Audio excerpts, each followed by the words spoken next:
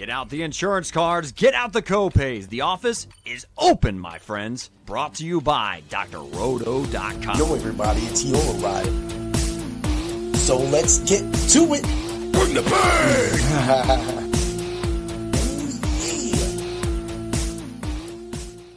What's up, everybody? It's Heat Override, and I'm ready to bring the pain for you and Dr. Roto this week. Ooh, yeah! It seems like I'm a little late, but remember, the Heat-tastic and the hard hits reviews always happen on Tuesday.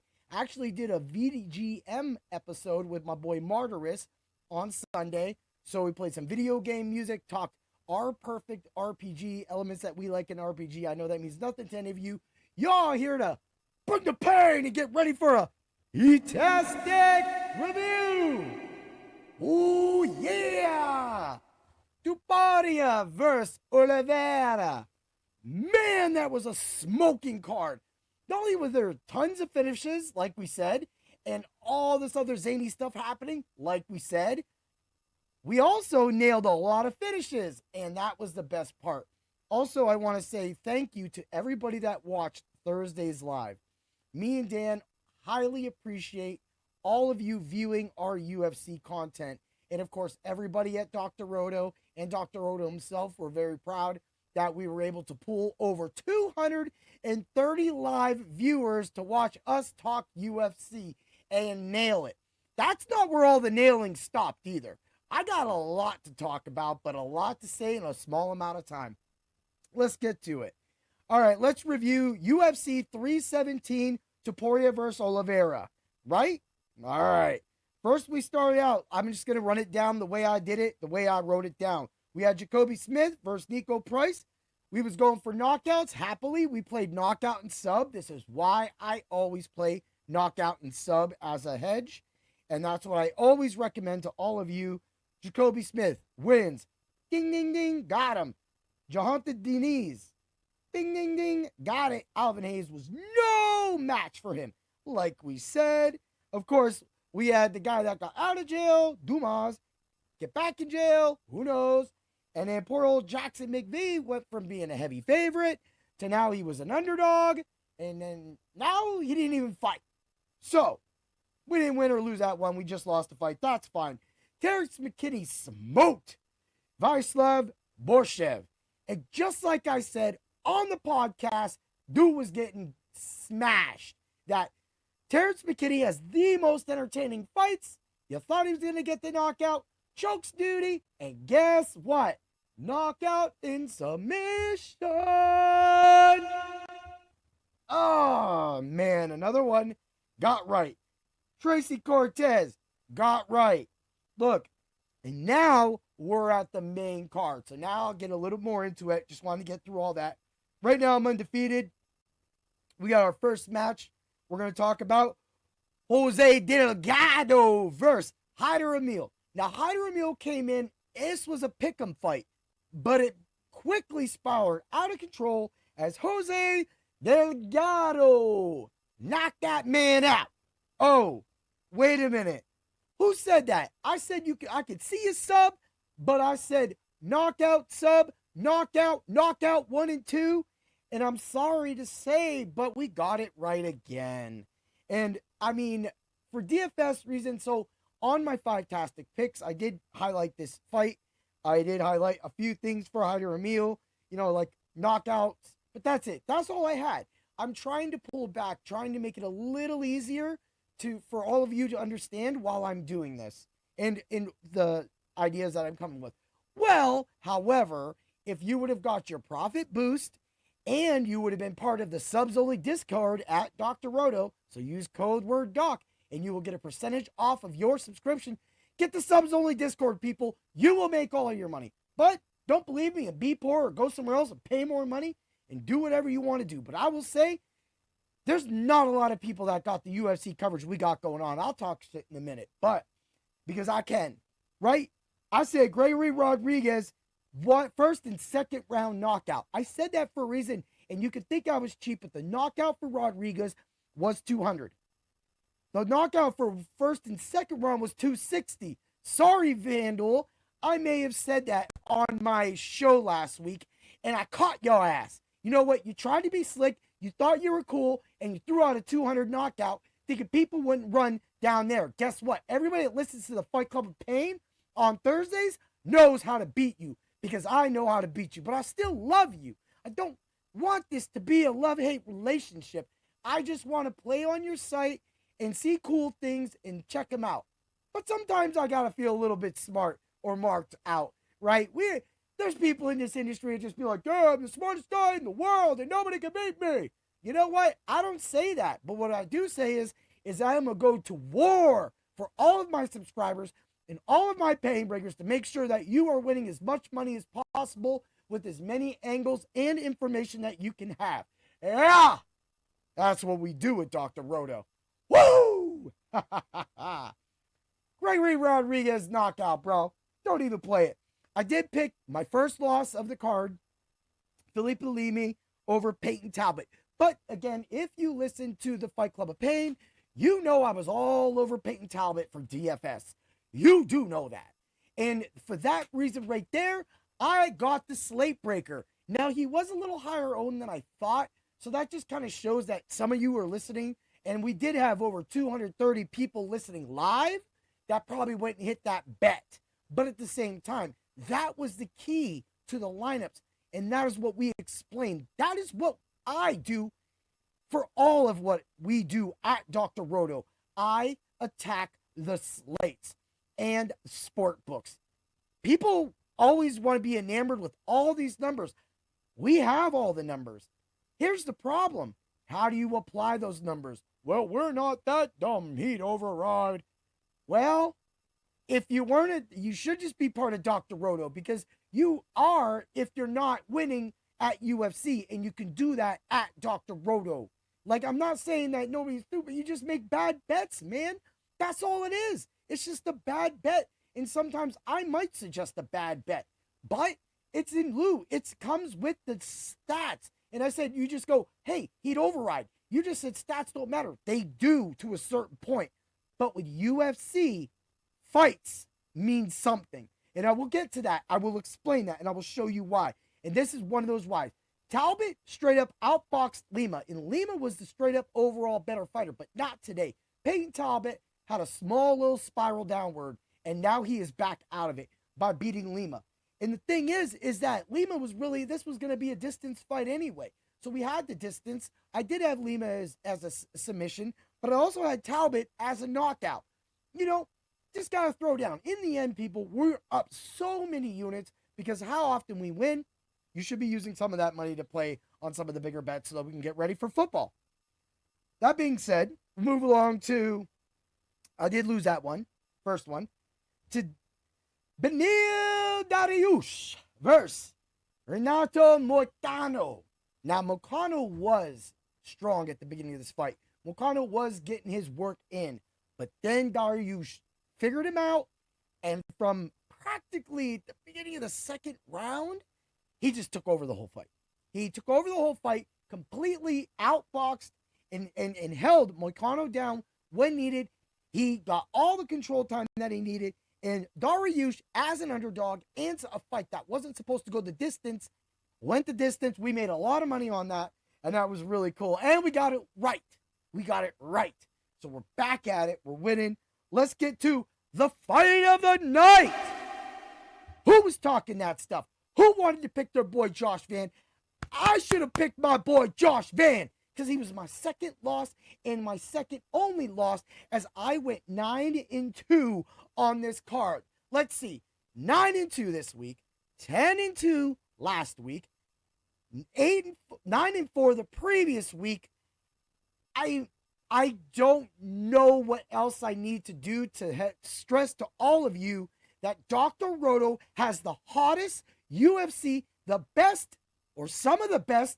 If you want to come after me, that's fine, but we have the best UFC content right now. I am a current point fighter, breaking all these fights down, not only as a fighter, but as statistically as an expert, and now I am learning every fight. Now I am going into the next zone. I'm seeing so many different fights that I have earned this. We have earned this. Dan has earned this. We have earned the right to say that we are the UFC sheriffs. Nobody else calls themselves that but us. Mighty We're here to take over the town, make sure the rodeo is okay, right? That might be a bad Southern accent. But you know what isn't a bad Southern accent? Is picking Royval to win and seeing your boy Van drop him at the end of that fight. I still just say, I don't understand how Royval didn't want to go for any takedowns with Van. He just didn't care. He just said, nope, I'm going to box with you. Boy dropped like 400 punches on boy, and he didn't go down. But Van, every time Royval would be like, boop, boop, boop, right? Van would hit him with a 1-2 hook that would just rock him, and he would get out. And then he would aggress him, and he would get out. It was just a huge fight that Van won.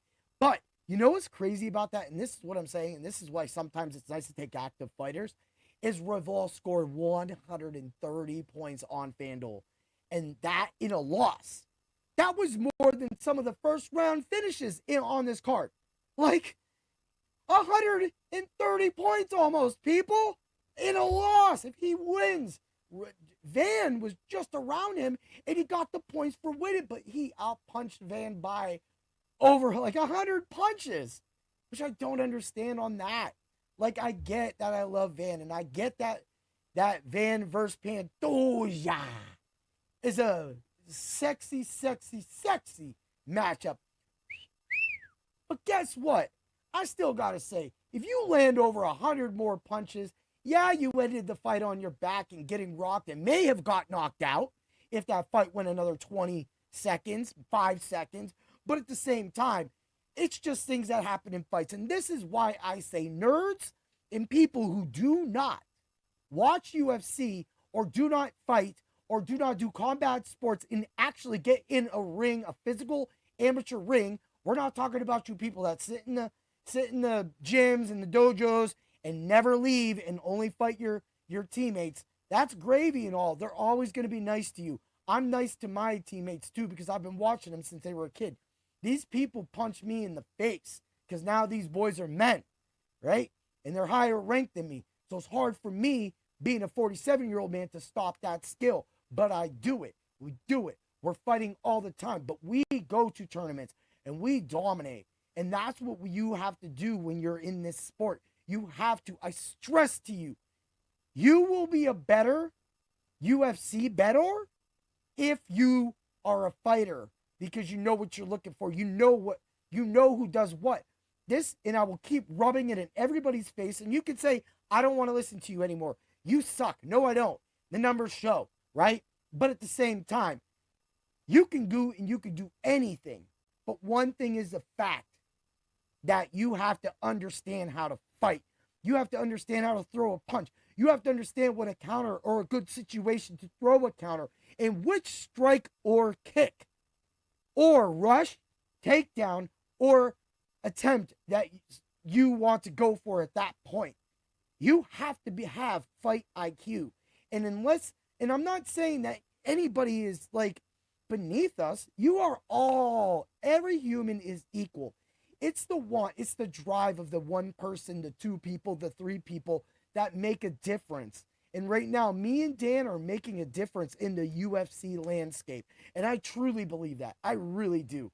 Because since we've started, we've seen some of the sport books change when they're releasing things. And you could just say, hey, that's just coinkydink. It is not all coinkydink, people. I literally call people out for a reason. Because I want you to know who I am. Right? Yeah! I want you to know what I'm coming for. Your money. That's what I want for my subs. I don't even want to win. I just want to make sure that my content is out there. I'll have a little story for you when we get to the Scott Fishbowl 15 section. I picked Royval. I was wrong. All right, we got the co-main event. Alexandria Pantoja versus Kaikar France. Dude, I got my stuff. I smack myself. I get in there and I bulk up. And I'm like, yeah, I'm ready to fight, right? I wish someone would put that tongue face on you getting tapped, bro. I'm surprised it's not even happening. Because you got outclassed. Not only did you get outboxed by Pantoja, Pantoja played with you. He literally played with you. He said, oh, here's a little couple punches. Rush. It was on your back, almost tapped you in the first. I said, please, I got that second round. Just give me a second round. Right? And he did. He waited, and he actually stood on his feet a little longer with Kai. And then he was like, look, I'm done with you. You're done. He goes down, and Kai, and this is again comes back to fighter instinct. Kai went to try to strike his way out. And when the minute you know it, just go back and look at it. Look at the last 10 seconds of that fight. When you see Kai go for his move, well, actually 20 seconds because it took a second to lock in. You see Pantoja's arm go right around that neck, and you're like, oh, no. And you just see his hands like out here. That's Kai's, that is. And you knew it was over. But who said that? Oh, yeah. Fight Club of Pain. I mean, there's other people that said the same things too. And that's fine. But the thing is I'm giving you the numbers at the time. We only do one show. We're not doing 13 shows. We're not doing lives. I know there is a really good podcast that goes live. And I love watching Angelo. We Want Picks. I love Jacob as well too. Bet Sam and Arn. I like them all. I like all their content. Angelo is funny as hell. But that's the thing is that they're putting out content. We're putting out content. And this content can help all of you win. It's just where you're getting it. It's how you understand it. And with us, you're getting it all in one podcast. Because, frankly, I have to make other podcasts when it comes football season. However, we did pick Pantoja to win that fight. And we got the under. We got everything that we needed. We only played Kai Kara France knockout. We said that was a plus 950. Wasn't even worth it. We only threw $1 down. We won way more than that. Well, I mean, some people threw $10. I mean, we was just in it, right? But then, here we are. The main event. Ilia Topuria versus Charles Dudebunks Oliveira. Man, that fight was a hot minute for a minute, right? You got Oliveira coming out, trying to box, getting some hits on Ilia, and then next thing you know, he's got Ilia down. And then Ilia's like, oh no, Ilia's got the ground and pound. Then you're like, whoa. Wait a minute, Charles is about to tap him. He's got the ankle. Oh, Charles. I was like, dude, get out of there. I got more money on. But I did have Charles with that submission, right? And I'm like, come on. You're just gonna do something. Wait till the second round if you're gonna tap him. Just tap him. I had more money of 4,200, right? Second round tap. I'm like, okay, come on, Charles. Oh, wait, we're gonna stand back up. Hey, that's right. Oh, there he goes. Woo! I love you, Charles Oliveira. I've actually known you. You're one of the main UFC fighters that I've known for a very long time. Heard his name, knew what you were about. And you know what? Just seeing the respect after the fight, that was great. But yo, Ilia just straight leveled that dude, and I loved it. And we just won more money. We won so much on our DFS. Our points were up too as well. But man, then we got Patty coming in talking shit. Then we got reporters bringing up Islam, and he's getting the F-bomb too. Man, Topuria didn't care. Topuria does not care. He's going to try to knock all of you out. And I think that there is going to be some wars. And I think that Topuria will get caught eventually. But right now, he is too hot. He is too good. His aura keeps growing bigger and badder and better. And the thing is that, you know, like Patty's going to be a hard fight for him. And Patty's going to be mad because he just, you know, he is what he is. He just got choked out. But Patty's also coming back. And he was coming with a vengeance. And that means that when you look at that and you see all that about to happen, right? Now we're worried about those things. I didn't mean Patty got choked out. I meant Sean O'Malley, but I had them all backed up. So that's my bad. Sorry, I was on a roll. But anyway, Patty is just straight up off. Strong win. And he wants to beat Topuria. So whenever that fight happens, but the thing is that's just not the only fight. Justin Gaethje also deserves that fight as well too, amongst a lot of few others. That also you got Saryukin. You got Saryukin. He's sitting right there. He's talking stuff online. And people are going back at him. They're all fighting over to fight Topuria. And that just really to me, that is what true sports is all about. Now, let's get to it. 92 overall. DFS was good. Scored about, 650 on the one lineup. 603 on the free one I gave out in the subs only Discord. Betting all went good. Definitely over, as you know, 92. All of our numbers hit. Heat-tastic looked great. The Royval Van stack was amazing. Walked off. So I do want to bring up, we do have the week off. July 12th in Nashville will be Luz versus Teixeira. We'll have that coverage. We'll be back. We'll be covering 4 fights for that as well, too. We'll have the DFS, the betting, and, of course, the parlays. Oh, the dreaded parlays. Some sport books are so scared about those parlays. I'm not. Make sure you get over to MSN for Dr. Roto at MSN and drroto.com for all my WWE and UFC rankings. I might have a show Thursday with Dan. I don't know. We'll talk. Maybe we'll do it live. Maybe we won't. Maybe we'll do football. I don't know. We'll see. Maybe we'll take the week off and rest because we just went hard and won a lot of you money. And that's great. So let's get to it. Let's get to Scott Fishbowl 15, the Buffalo Bisons division. That is what I am in for Scott Fishbowl 15. Went to Buffalo, went up to Fatty's Brewery, and tried a lot of their beers. Took my best bud ever, Dave. He came up with me. I've just known him forever. So, and he's played fantasy football with me and been in leagues with me in the past. So it was really great to do that with him and just go up there. And so we got up there, and immediately when I walk in, I just get loud. I'm like, hey, everybody, let's go, blah, blah, blah. And everybody's like, who is that loudmouth idiot? All right.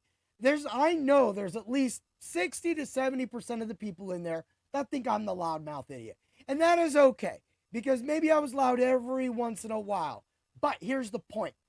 I was loud because I was trying to get everybody jacked up for the live event. I wasn't trying to make this some kind of boring draft.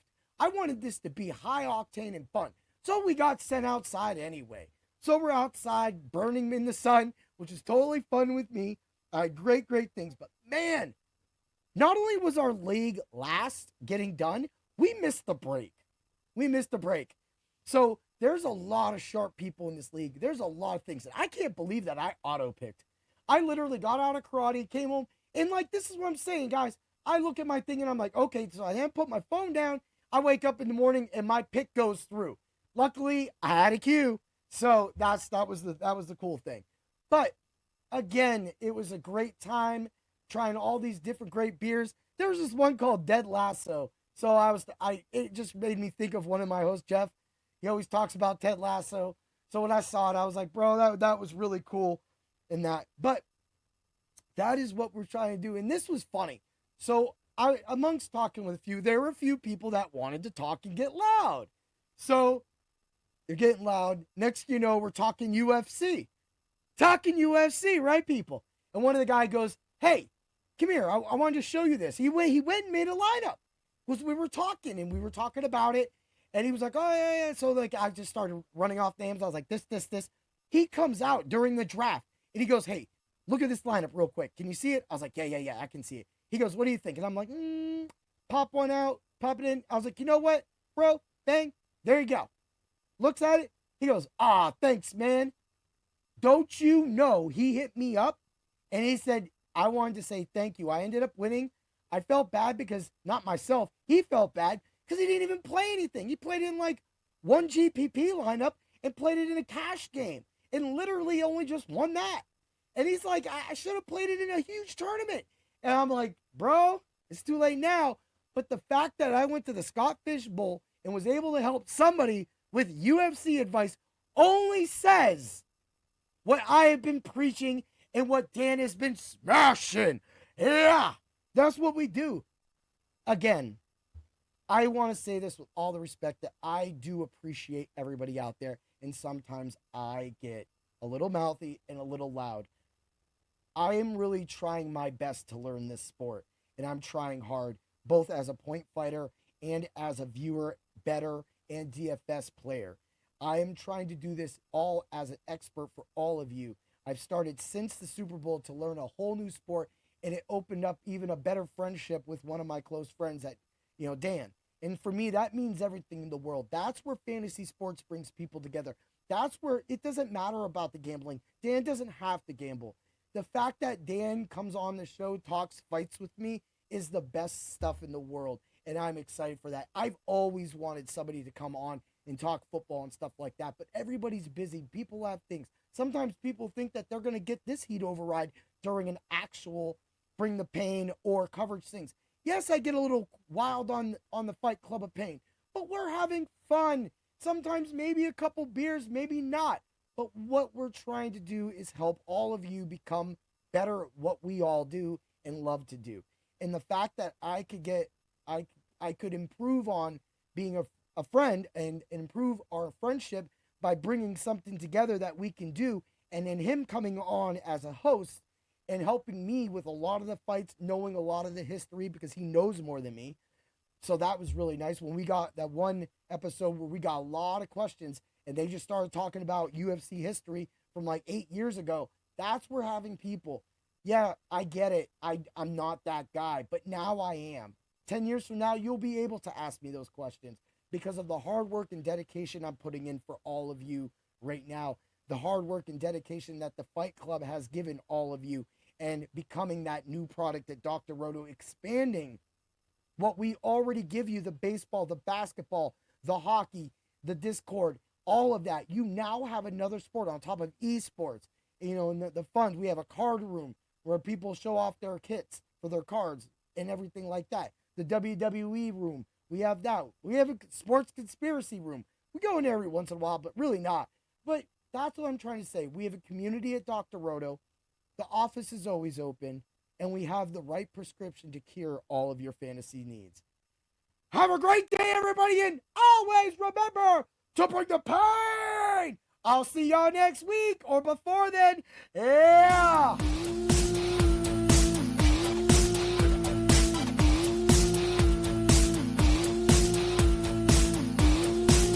Thanks for stopping by the office. Get your fantasy prescription by subscribing to the channel and checking out drroto.com. Until the next visit, be well and take care.